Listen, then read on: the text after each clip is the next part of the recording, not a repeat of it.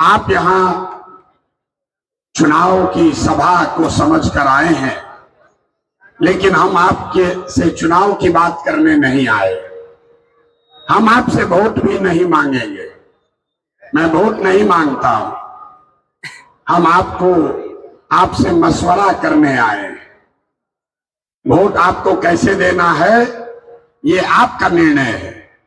हम वोट नहीं मांगते, लेकिन आपके बीच आए हैं, आपसे मशवरे के लिए आए हैं, क्योंकि आपके कौम में पैगंबर साहब ने बताया कि जब आगे का रास्ता न दिखे तो बेशक मशवरे में खैर है।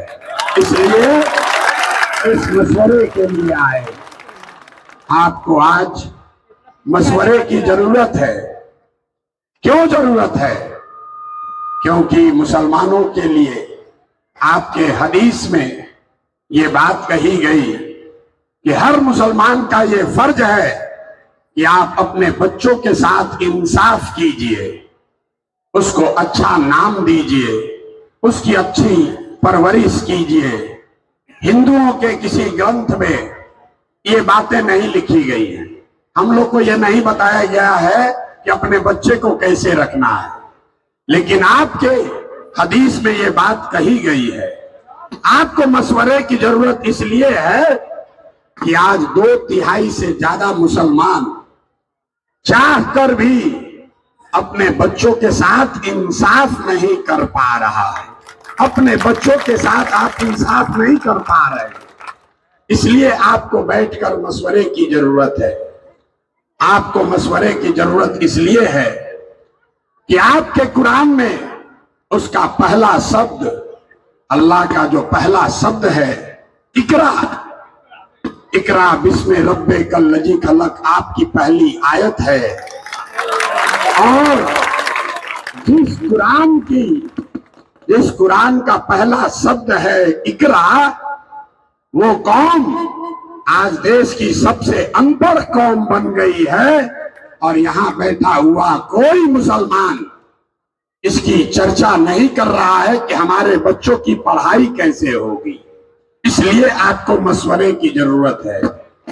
मशवरे की जरूरत इसलिए है कि आपके बाप दादा पुरखों में जिन्होंने इस देश की आजादी के लिए अपना खून पसीना बहाया, आज उसी देश के पार्लियामेंट में CA/NRC का कानून बन गया।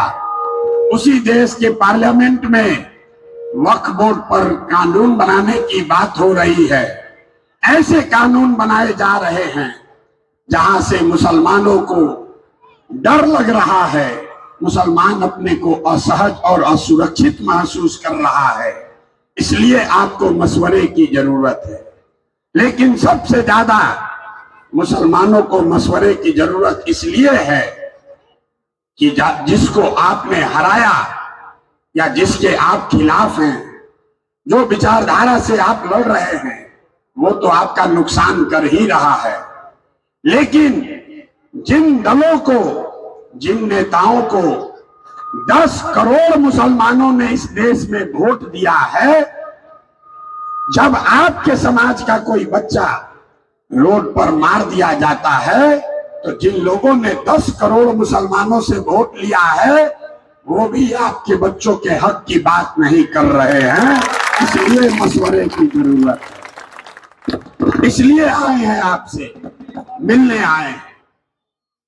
बेलागंज जीतने हारने की बात नहीं है मेरे भाई। बेलागंज जीतने हारने की बात नहीं है। वो तो आप जीतोगे ही जीतोगे, कोई नहीं रोक सकता। आपको हमने वो रास्ता दिखा दिया है। वो रास्ता दिखा दिया जहां लालटेन भी आपका, किरासन तेल भी आपका, तो रोशनी भी आप ही के घर में होनी चाहिए। ये नहीं होगा कि लालटेन दूसरे का, किरासन तेल बनकर जले आप और रोशनी किसी दूसरे के घर में हो। अब ये बिहार में नहीं चलेगा। नहीं चलेगा ना भाई? एक बार बताइए, चलेगा कि नहीं चलेगा? नहीं चलेगा ना? तो आपकी जिम्मेवारी ये नहीं है कि सब मुसलमान इकट्ठा हो जाए। आपकी जिम्मेवारी ये नहीं है कि बेलागंज से अमजद भाई जीत जाए। आपके कंधों पर इतनी बड़ी जिम्मेवारी है कि यहां से आप वो रास्ता निकालिए जिससे पूरे बिहार में मुसलमानों को और उन सारे हिंदुओं को जो मुसलमानों के साथ मिलकर एक नया बिहार बनाना चाहते हैं, उनको एक नया रास्ता दिखे। और आपकी लड़ाई किसी समाज से नहीं है, मैं आपको बता रहा हूं। आपकी लड़ाई यादवों से नहीं है, आपकी लड़ाई किसी जाति से नहीं है, ब्राह्मण भूमिहार से नहीं है, दलित से नहीं है। आपकी लड़ाई एक विचारधारा से है जिसका रिप्रेजेंटेटिव है भाजपा। तो अगर भाजपा को हराना है तो लोहे को लोहा काटता है। विचारधारा आधारित संघ की बनाई हुई व्यवस्था से लड़ना है तो विचारधारा आधारित ही नई व्यवस्था बनानी पड़ेगी।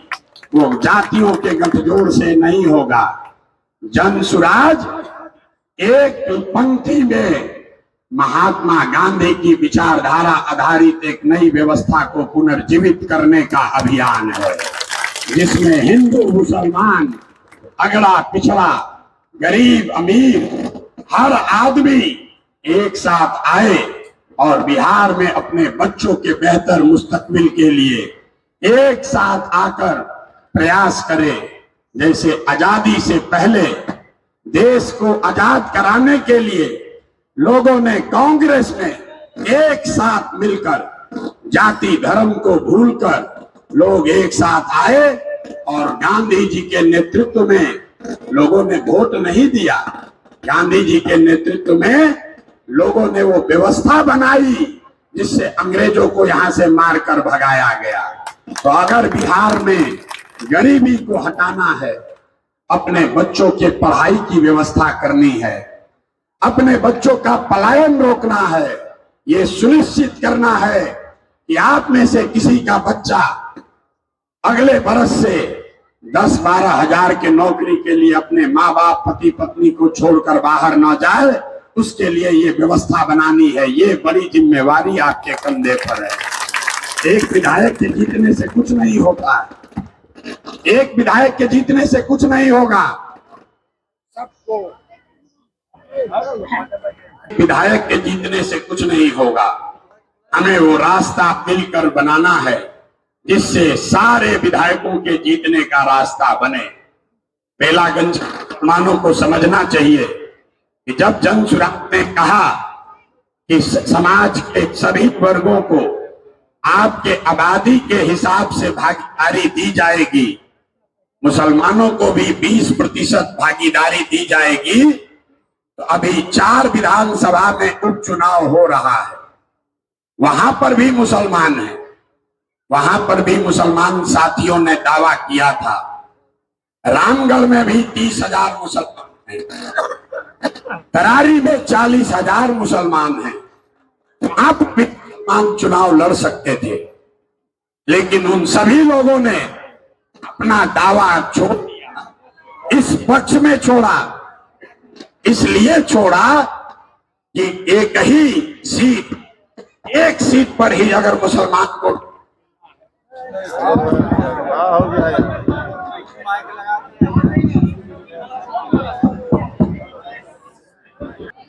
आपके बेलागंज के पक्ष में 3 विधानसभा में 2 विधानसभा से मुस्लिम साथियों ने अपना दावा वापस लिया है कि न भैया, सबसे ज्यादा मुसलमान अगर बेलागंज में है और 4 में 1 हिस्सा अगर मुसलमानों को मिलना है तो आप बेलागंज में मुसलमान को लड़ाइए, हम लोग अपना दावा छोड़ रहे हैं। आप समझिए, यहाँ पर गांव-गांव में लोग कह रहा है कि अमजद भाई हमारे घर नहीं आए, हमको पूछा नहीं, हमारा काम नहीं किया। आप जरा समझिए, जो रामगढ़ में जिस मुसलमान भाई ने कभी शायद अमजद भाई का चेहरा भी नहीं देखा है,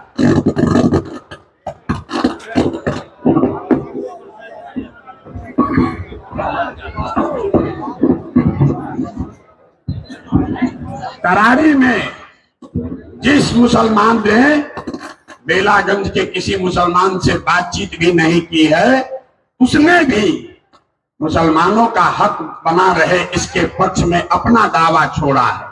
और बेलागंज का मुसलमान कह रहा है, अमजद भाई हमारे घर नहीं आए हैं तो हम उनको कैसे वोट देंगे। मेरे भाई, ये आपकी जिम्मेवारी है। दूल्हा आपका है तो सबसे पहले आपको चलना पड़ेगा। जब दूल्हा का घर वाला ही नहीं चलेगा तो बारात कैसे सजेगी? बारात कैसे सजेगी?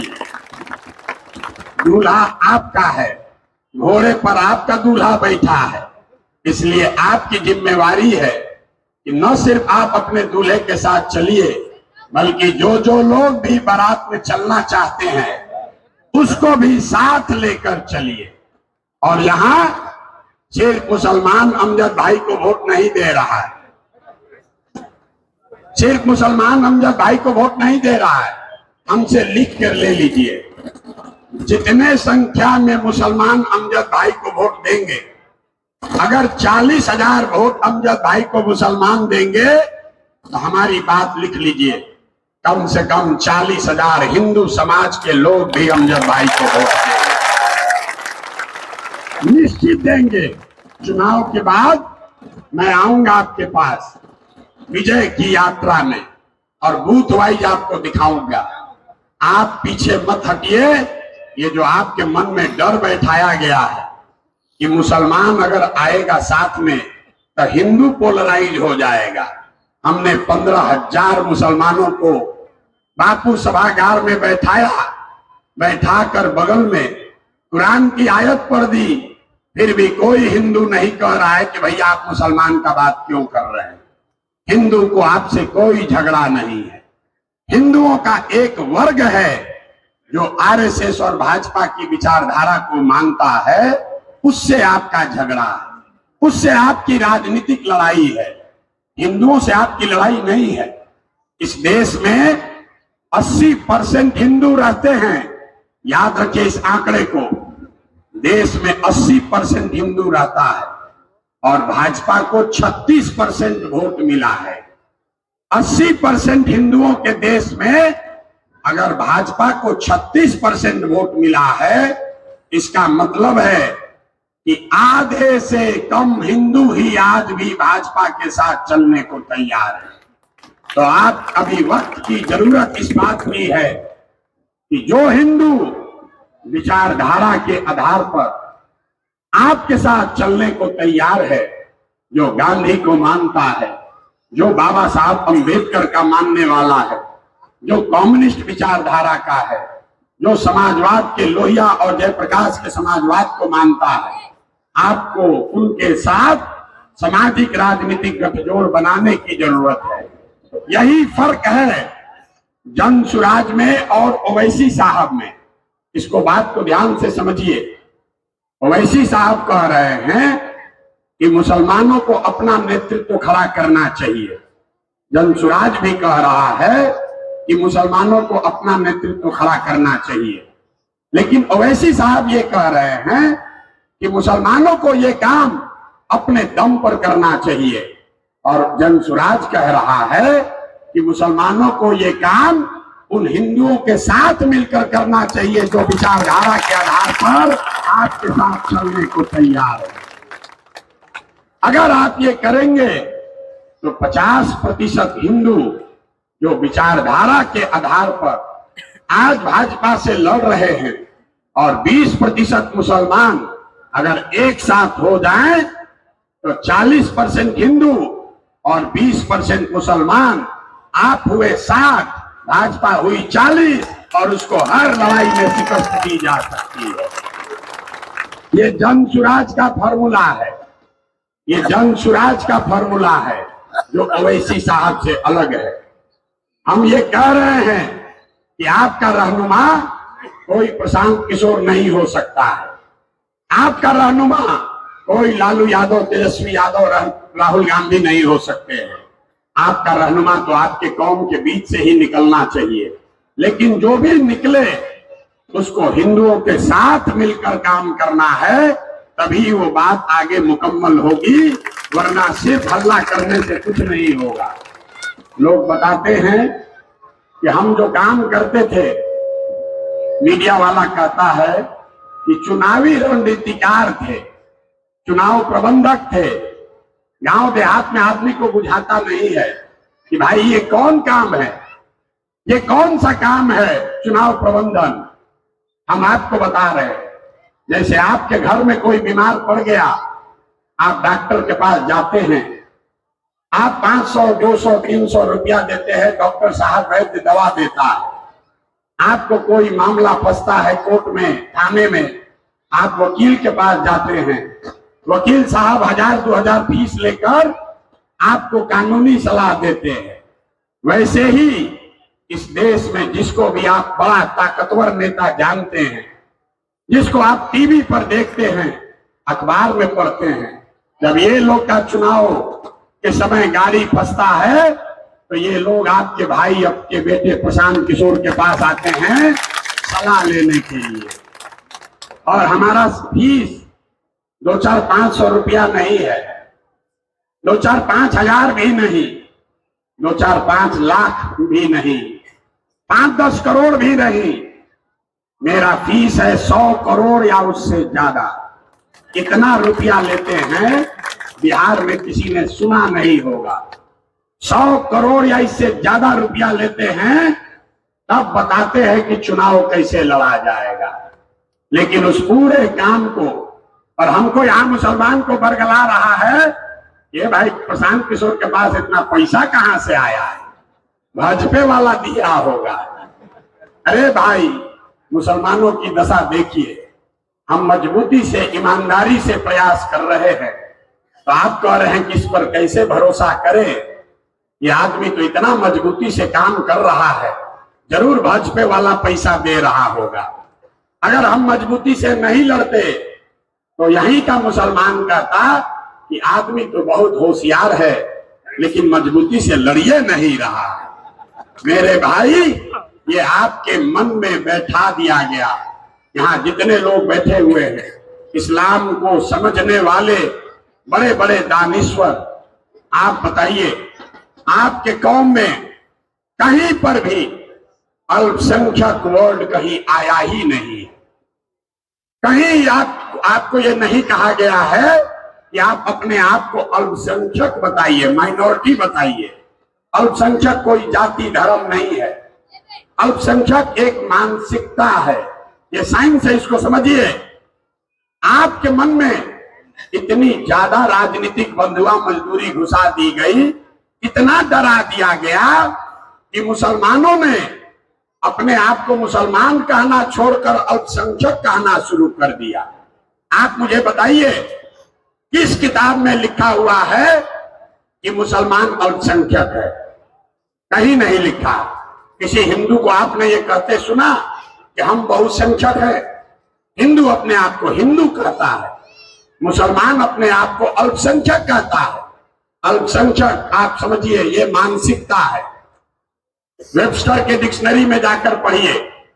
अल्पसंख्यक एक मानसिकता है जिसमें आपको ये बताया जाता है कि आप ये स्वीकार कर लो कि आप अपनी सुरक्षा के लिए, अपने भलाई के लिए, अपने विकास के लिए समाज के बहुसंख्यक वर्ग के पीछे ही चलिएगा। ये मानसिकता का नाम है अल्पसंख्यक कहा जाना। और यही गुनाह लालू जैसे लोगों ने आपके साथ किया है। उन्होंने आपको भागीदारी नहीं दी, ये बड़ी बात नहीं है। उन्होंने आपका विकास नहीं किया, उसको भी माफ किया जा सकता है। उन्होंने आपके साथ के बावजूद भाजपा को हराया नहीं, ये भी माफ हो सकता है। लेकिन उन्होंने सबसे बड़ा गुनाह ये किया कि आपके मन में ये बैठा दिया कि जब तक हमारे पीछे नहीं चलोगे तब तक तुम सुरक्षित नहीं हो, जब तक हमारे पीछे नहीं चलोगे तब तक तुम्हारा विकास नहीं होगा। उस मानसिकता से निकालने के प्रयास का नाम है जन सुराज। यहां जितने लोग आप बैठे हैं, हमारी बात पर भरोसा न हो, अभी 4 दिन पहले आपने एक समाचार पत्र में खबर पढ़ी होगी, आपके समाज के जिस व्यक्ति के मरने के बाद जिसकी मैयत में लालू यादव और उनका परिवार देखने तक नहीं गया, आज जन सुराज का भय इतना है कि उसको घर पर बुलाकर ज्वाइन कराया जा रहा है। उसको घर पर बुलाया जिसके मैयत में भी ये लोग शामिल नहीं हुए। ये जन सुराज की ताकत है। आप हमारे साथ एक फोटो खिंचा लीजिए और 5 बरस जिन नेताओं ने आपको फोन नहीं किया था, वो पूछेगा अरे चचा काहे परेशान है, काहे गए थे जन सुराज में, कोई गलती हुआ है क्या? तो आपको जन सुराज का यही फायदा उठाना है। हम काम आपका करें या न करें, आपको ये लिख कर दे रहे हैं। जिस दिन मुसलमानों ने ये खोल लिया कि जो काम करेगा उसके साथ रहेंगे, चाहे वो राजद हो कि जन सुराज हो, जन सुराज के भी बंधुआ मजदूर मत बनिए। जन सुराज को भी आंख बंद करके वोट मत दीजिए। हम अगर आपके बच्चों के पढ़ाई रोजगार की बात न करें तो हमें भी वोट मत दीजिए। हम अगर आपको विधानसभा में 40 सीट न दें तो हमें भी वोट मत दीजिए। अगर हमने आपके बच्चों के लिए प्रयास नहीं किया, आपकी सुरक्षा का इंतजाम नहीं किया, तो हमें भी वोट मत दीजिए। लेकिन यही बात राजद पर भी लागू कीजिए, कांग्रेस पर भी लागू कीजिए। इससे आपका भला होगा, समाज का भला होगा। ये नहीं कीजिएगा तो वो क्या कहते हैं कि जयहंजा कहां जाएगा, कहां? आपकी स्थिति आज क्या है? आपके गांव में काम करना तो छोड़िए, कोई वोट मांगने भी नहीं आता। कोई गलती से आ गया तो आप लोग खुद कहते हैं कि हमसे वोट क्यों मांग रहे हैं। आप अपना हिंदू वोट समेटिए, हम लोग तो है ही आपके साथ। आप बताइए आपने अपना क्या दुर्दशा बना लिया। आप ये कह रहे हैं कि हमसे वोट मांगने भी मत आओ, हम तो तुम्हारे बंधुआ मजदूर हैं ही, हम तो तुम्हें देंगे ही देंगे भाजपा के नाम पर, तुम अपना हिंदू वोट समेटो। इसीलिए जब वो नेता जीत कर आता है तो वो आपकी चिंता नहीं करता है। बगल के गांव में सड़क बनाएगा, बगल के गांव में नाली गली बनेगी, लेकिन मुसलमान के गांव में नहीं बनेगा, क्योंकि जिसको आपने हराया वो तो जानता ही है कि आपने उसके खिलाफ वोट दिया है। जिसको आपने जिताने के लिए वोट दिया वो भी कहता है कि तो अपने देंगे हमको, सड़क बनाए चाहे न बनाए। अगर अपना हक चाहिए तो आपको जो बात इस्लाम में बताई गई है, जद्दोजहद करना पड़ेगा। बिना जद्दोजहद के कुछ हासिल होने वाला नहीं। ना लालटेन लेकर चलने से, ना जन सुराज का बस्ता पकड़ने से, दोनों से फायदा नहीं होगा। ईमानदारी से जद्दोजहद करनी पड़ेगी। आपको चलना है जन सुराज में ही, आप इसको लिख लीजिए। आपको चलना है जन सुराज में ही। तय बस इतना ही करना है कि अगर अभी से आप चलेंगे तो जरूर हमारी लड़ाई थोड़ी आसान हो जाएगी। लेकिन अगर आप हमारे साथ नहीं भी हैं तो लिख के ले लीजिए, जीतेगा जन सुराज ही, जीतेगा जन सुराज ही। इसलिए नहीं कि मेरा कोई अहंकार है, इसलिए कि आपको, हमको, हमारे गुरुओं ने, हमारे माता पिता ने सिखाया है कि ईमानदारी से किया हुआ प्रयास, ईमानदारी से किया हुआ जद्दोजहद कभी खाली नहीं जा सकता। और 2-2.5 बरस में बिहार में किसी ने इतनी मेहनत न की हो, उतना पसीना प्रशांत किशोर ने बहाया है। और अगर जरूरत पड़ी तो आगे 10 बरस भी और बहाएंगे, लेकिन बिहार को सुधारे बगैर मानने वाले नहीं। आप साथ चले तो आपका बहुत स्वागत है, लेकिन अगर किसी वजह से आप साथ नहीं चलते हैं तो आपसे हमारा कोई शिकवा शिकायत नहीं है। जीत के बाद आपके पास फिर आएंगे अपने साथ लेकर चलने के लिए, क्योंकि हमारी लड़ाई बिहार की लड़ाई नहीं है। ये लड़ाई यहां से शुरू कर रहे हैं, इसको बिहार के आगे तक जाना है। जीतने के बाद आपको साथ लेने आएंगे, लेकिन जब जीत कर आएंगे तो अभी आपने जो साथ नहीं दिया तो उसका हर्जाना पूरा पूरा वसूलेंगे। हम शाकाहारी आदमी हैं, जीत कर जब आएंगे तो सेवई बनाकर रखिएगा, आपके साथ सेवई भी खाएंगे और फिर आपको साथ लेकर चलेंगे। अब आप तय कीजिए कि अभी साथ चलना है, अभी हाथ पकड़ना है, कि जीत के बाद हाथ पकड़ना है। एक बार हाथ उठाकर बताइए, अभी साथ चलना है कि जीत के बाद चलना है? अभी चलना है कि जीत के बाद चलना है? अभी चलना है ना? तो सिर्फ अपना वोट नहीं देना है, आपको हर आदमी को प्रशांत किशोर बनना है, अपनी जिम्मेवारी लेनी है। आप बता रहे हैं कि हम लोग 7,000 बेला में मुसलमान हैं, हम उन्हें वैसे नहीं गिनते।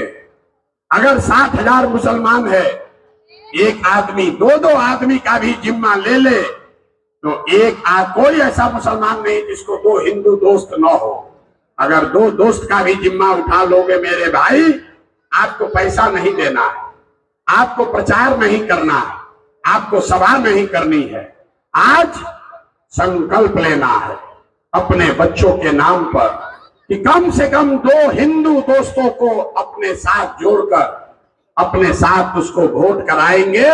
आप देखिए 1,20,000 आप हो जाएंगे, 1,20,000 हो जाएंगे। बेला में अगर जनसुराज को 1 लाख से कम वोट मिला तो आपका साथ मंजूर नहीं होगा। 1 लाख वोट हमको बेला में चाहिए, 50,000 आपका और 50,000 हिंदुओं का। इसके लिए तैयार है कि नहीं? 10 दिन अपने बेला के लिए, अपने कौम के बच्चों के लिए, पूरे बिहार को ये रास्ता दिखाने के लिए आप में से सारे लोग 10 दिन देने के लिए तैयार हैं कि नहीं है ना भाई? एक बार आपसे एक ही सलाह, लोग कहता है हम सलाह देते हैं जिसको चुनाव ऐसे ही जीत जाता है। आपको एक ही सलाह दे रहे हैं, आज से, तो आज दिवाली है, कल से शुरू कीजिए। 2 हिंदू परिवार में जाइए, उनके साथ बैठ के चाय पीजिए और उसको समझाइए कि उसको वोट जनसुराज को देना है, स्कूल के बस्ते को देना है, उसको जनसुराज में बिहार की व्यवस्था को बदलने के लिए वोट देना है। अगर आप साथी ये जिम्मेवारी उठा लेंगे, आप इतना वोट आएगा कि आप जीत नहीं पाइएगा। ये करना होगा। करने के लिए तैयार है कि नहीं है? ना बहुत मेहरिया के बोल रहे हैं, करने के लिए तैयार है कि नहीं है? तो प्रशांत किशोर जिंदाबाद करने से नहीं होगा। आपने पूरी उम्र बिता दी नेताओं का नारा लगाते लगाते, कभी राहुल गांधी का लगाया, कभी लालू का लगाया, अब प्रशांत किशोर का लगा रहे। नहीं, किसी व्यक्ति का नारा मत लगाइए। पूरे जनसुराज में सिर्फ एक ही नारा हम लोग लगाते हैं, बिहार अपनी मिट्टी, अपने पुरखों की मिट्टी के लिए, बिहार और बिहार के गौरव के लिए। आपको प्रशांत किशोर के लिए काम नहीं करना। प्रशांत किशोर जनसुराज के नेता नहीं है। प्रशांत किशोर वो कुम्हार हैं जो आपके समाज से बच्चों को लाकर अच्छी मिट्टी की तरह उसको थोड़ा सा सहारा देकर जनसुराज के चाक पर रखेंगे और बढ़िया घड़ा और सुराही बनेगा। प्रशांत किशोर कुम्हार है। इसलिए मेरे भाई, मेरे नाम का नारा मत लगाइए। आपने जीवन बिता दिया नेताओं को बढ़ाते बढ़ाते, नेताओं के बच्चों को बढ़ाते बढ़ाते। एक बार अपने बच्चों की चिंता करो और लिखकर प्रशांत किशोर से ले लीजिए। अगले साल 2025 में, अगले साल 2025 में जब ये बिहार में नई व्यवस्था बनेगी तो साल भर के अंदर आपके बच्चों के लिए 10 से 12,000 रुपया के रोजी रोजगार का व्यवस्था यही बिहार में करके दिया जाएगा। जितने बुजुर्ग हैं सबको कम से कम 2,000 रुपया पेंशन का व्यवस्था जरूर कर दिया जाएगा। और तीसरी बात, आपके बच्चे, जिनके बच्चे भी 15 साल से कम उम्र के हैं, जब तक सरकारी स्कूल और मदरसे नहीं सुधरेंगे तब तक आप अपने बच्चों को प्राइवेट स्कूल में भेजिए और प्राइवेट स्कूल का फीस सरकार की ओर से भरा जाएगा। ये जनसुराज का संकल्प है। आप भाजपा को हराना है, जिताना है, ये सब बात खड्डे में डालिए। भाजपा को हराने का सबसे बढ़िया तरीका है अपनी जीत को सुनिश्चित करना। ये माइंडसेट है। यहाँ बैठा हुआ कोई आदमी ये नहीं सोचता है कि हम जीतेंगे कैसे, सब सोच रहा है भाजपा को हराएंगे कैसे। हम आपको यही सलाह देने आए हैं। आज से भाजपा को कैसे हराएंगे इस बात को हटा दीजिए। सिर्फ ये सोचिए कि हम जीतेंगे कैसे, तभी आगे का रास्ता खुलेगा। आप आए, आपने हमारी बात सुनी, इसके लिए बहुत बहुत धन्यवाद। एक नारा लगाकर खत्म करेंगे। मैं बोलूंगा जय बिहार, आप सबको बोलना है जय जय बिहार, जय बिहार।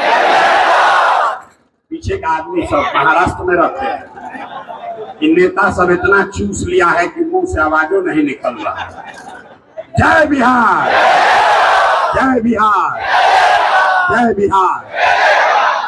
हर आदमी को आज से कम 2 हिंदू परिवार को चिन्हित करना है, क्योंकि दूल्हा आपको आपका है, तो अपने दूल्हे के बारात में 2 हिंदू साथियों को लेकर चलना है। ये जिम्मेवारी आपने उठाई है। अगर इसमें धोखा करोगे भाई, तो धोखा आपके साथ होगा, आपके बच्चों के साथ होगा। बहुत बहुत धन्यवाद।